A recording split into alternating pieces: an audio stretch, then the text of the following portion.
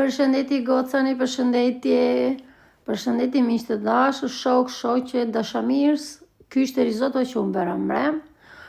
Po pse ore të gjithi vini, më pëlqen videovet mia dhe ka shumë që akoma nuk më ndjekin. Nuk e kuptoj këtë gjë. Gjithsesi, faleminderit. Atëre këtu kemi shtuar qepën.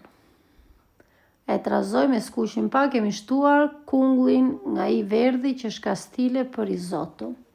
Edhe këta e kam skuqur pak, si që shikoni. Unë jap pak skuqje se jep më shumë shije. Tu i kam shtuar ujin e ngrofa para kohë, e zjeva që shi thonë. Edhe e trazojmë, aty burri po më ndimonte, që po priste atëja bacon. Tu i kam shtuar pak krip, edhe këtu do skuq bacon në digan, as vaj as gjë nuk e olla, se nuk ka nevoj se i do të shoj atë yndyrën e vetë.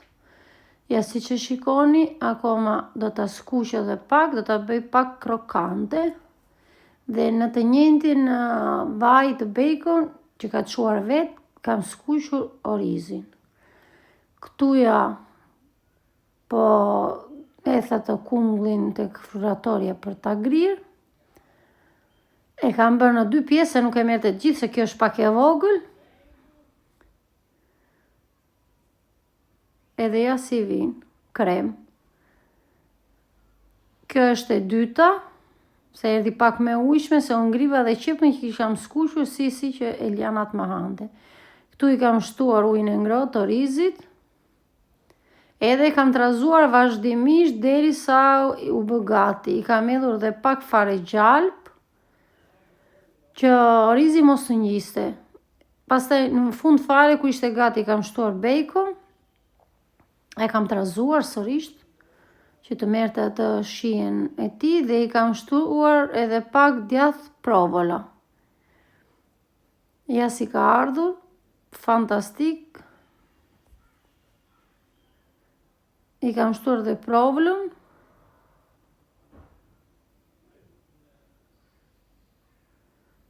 Që të na vi orizi kremoz. Tu i kam shtuar edhe djathin e grirë grana. Edhe i kam hedhur në pjatë. Ky ishte risotto jon i mbrëmshëm, edhe kishte dalë me gjithmonë fantastik. Neve e ngrëm gjithë fëmijët edhe e aty dhe Eliana. Biles po thoshte pse nuk bërë edhe më tepër bacon, se i pëlqen dhe tek orizi. Gjithsesi kjo ishte darka jon e djeshme.